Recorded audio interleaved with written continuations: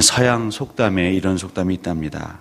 생각을 심으면 행동을 거두고 행동을 심으면 습관을 거둔다. 습관을 심으면 성품을 거두고 성품을 심으면 운명을 거둔다.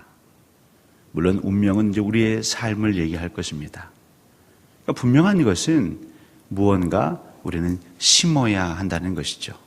계속 뿌려야 한다는 것입니다. 저희들은 지금 계속 갈라디아서를 살펴왔습니다.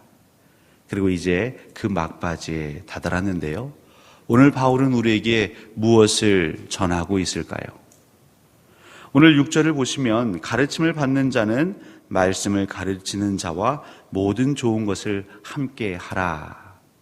여기서 모든 좋은 것을 함께 하라. 이 코이노니아라는 것은 여러분이 아시는 그 코이노니아와 관계된 단어입니다.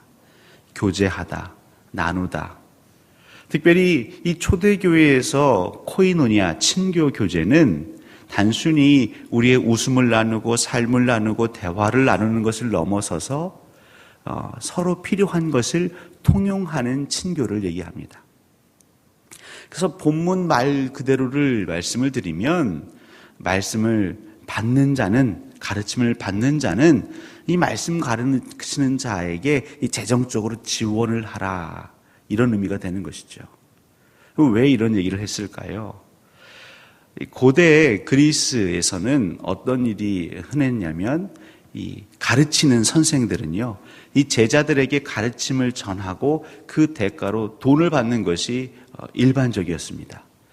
여러분들 소크라테스 아시죠? 이 소크라테스가 그 당시에 지식인들에게 굉장히 공분을 샀습니다. 첫 번째로는 가르치는 방식이 달랐어요. 그 대부분의 사람들은 수사학이라고 해서 광장이나 이런 곳에 서서 처음부터 끝까지 굉장히 아름다운 미사여구라든가 어법을 사용해서 이 가르침을 전했다면, 이 소크라테스는 방법이 달랐습니다. 이 대화식 교육을 했죠. 묻고 답하고 묻고 답하고. 그 방식에 있어서도 파격이었지만 사실 더 실제적인 파격은 무엇이었냐면, 그 당시 스승이라고 불리던 사람들은 그렇게 가르침을 전하고 돈을 받았는데요, 소크라테스는 돈을 받지 않았습니다. 그러니까 사람들이 어디로 몰렸을까요? 당연히 돈을 받지도 않고 가르침을 얻을 수 있는 이 소크라테스에게 몰렸겠죠. 그래서 그 당시에는 이 스승이 제자들에게 가르치고 어떤 돈을 받는 것, 재정적인 후원을 받는 것이 보편적이었습니다.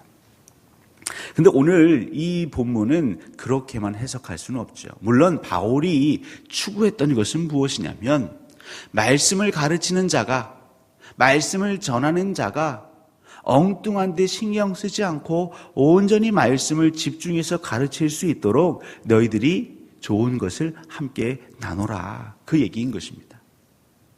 결국 궁극적으로 지향되는 것은 말씀을 전하는 자가 집중하여서 엉뚱한 것을 전하지 않고 하나님의 뜻만을 전할 수 있도록 우리는 함께 도와야 한다, 마음을 모아야 한다, 그 의미가 되는 것이죠.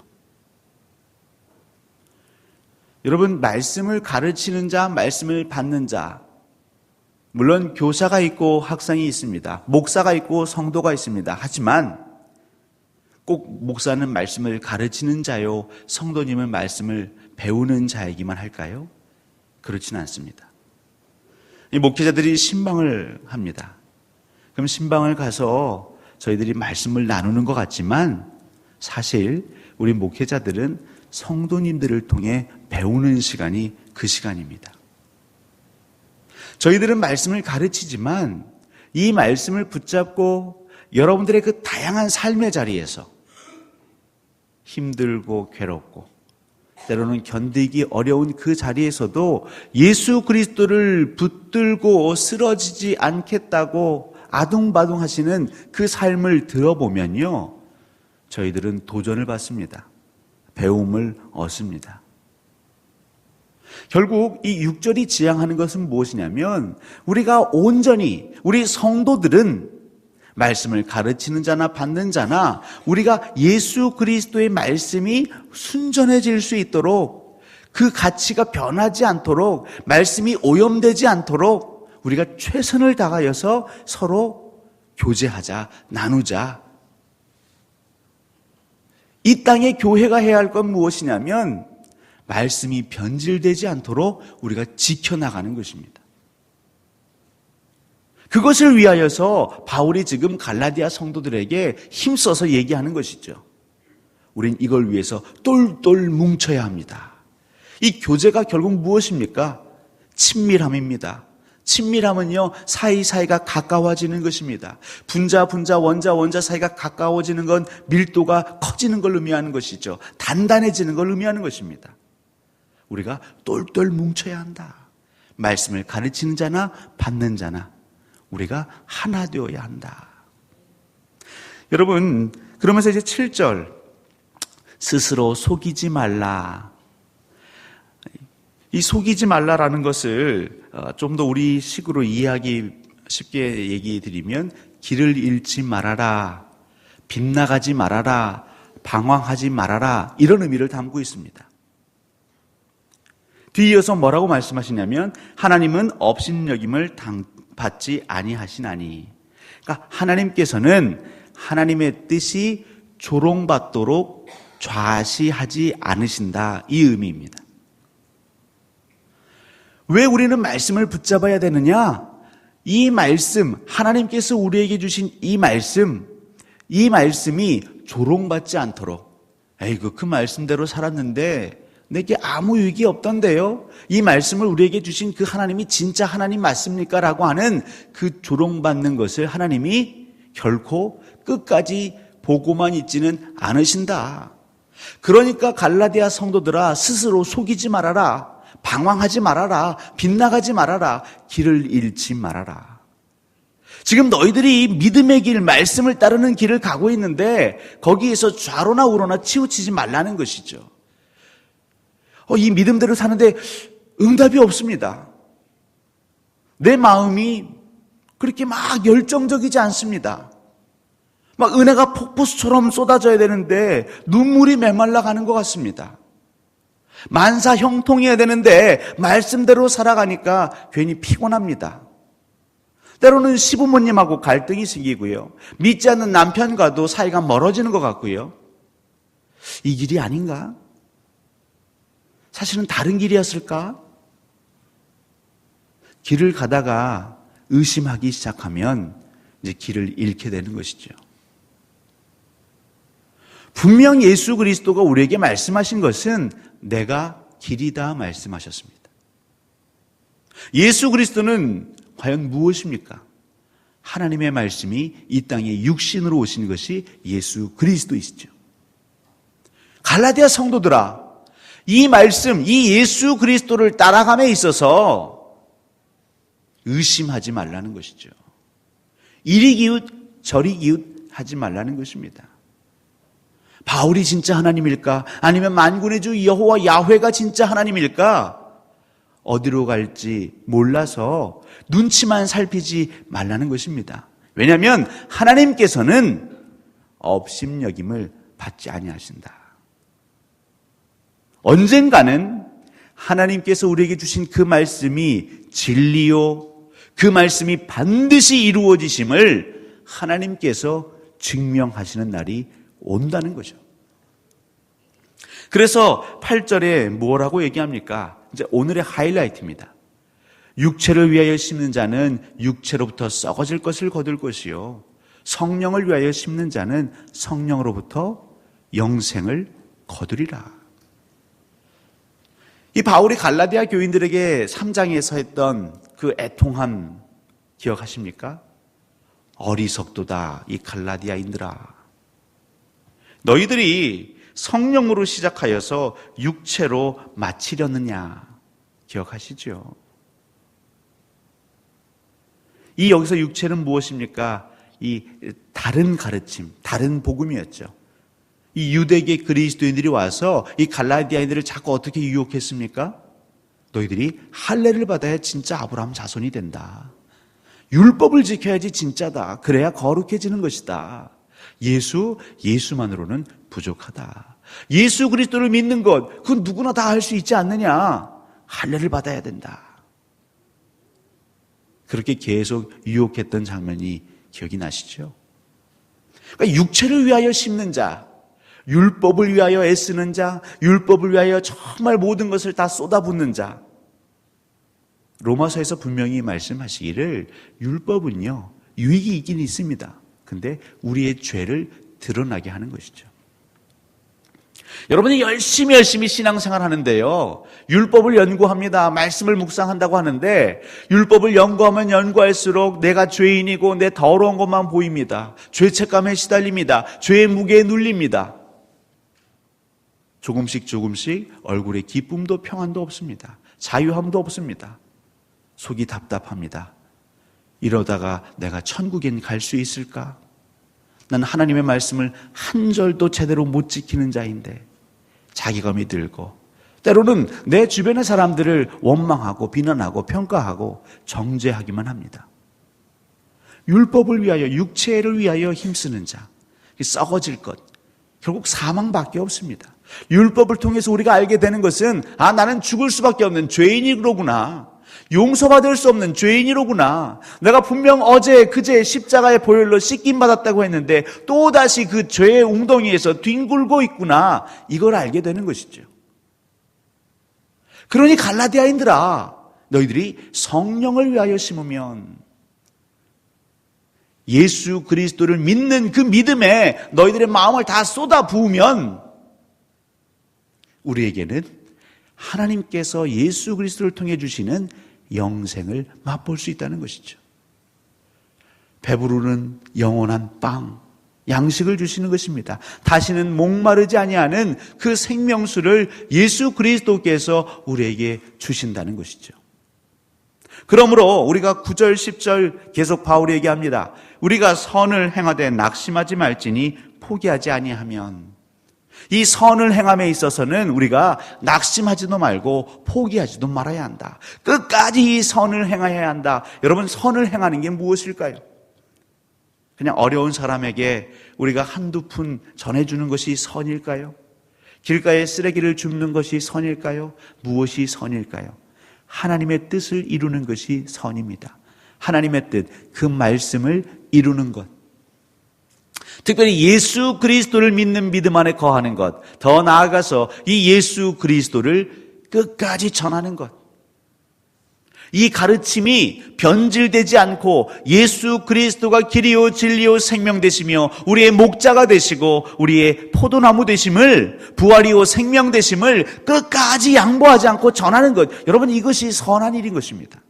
예수 그리스도께서 우리 광주 동산교회 성도들에게 이 시간 간절하게 부탁하시는 건 무엇이냐면 포기하지 말라는 것이죠. 그 말씀이 내게서 어떠한 기적을 일으키지 않았다고 해서 그 길에서 벗어나지 마시고 끝까지 한번 거기서 기다려보라는 겁니다. 그 길을, 그것이 마치 그 앞이 낭떠러지처럼 보일지 모르겠지만 한번 걸어가 보라는 겁니다. 때가 이르면, 우리가 생각하는 때가 아니라 하나님이 계획하시고 하나님이 생각하시는 그 때에 이르면 반드시 너희들이 거두리라.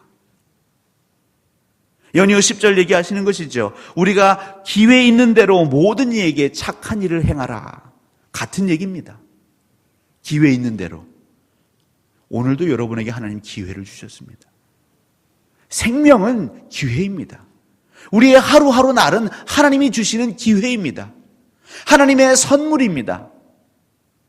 여러분, 밤에 잠들었다가 다음날 아침에 눈을 뜨는 것이 너무나 당연한 상식입니까?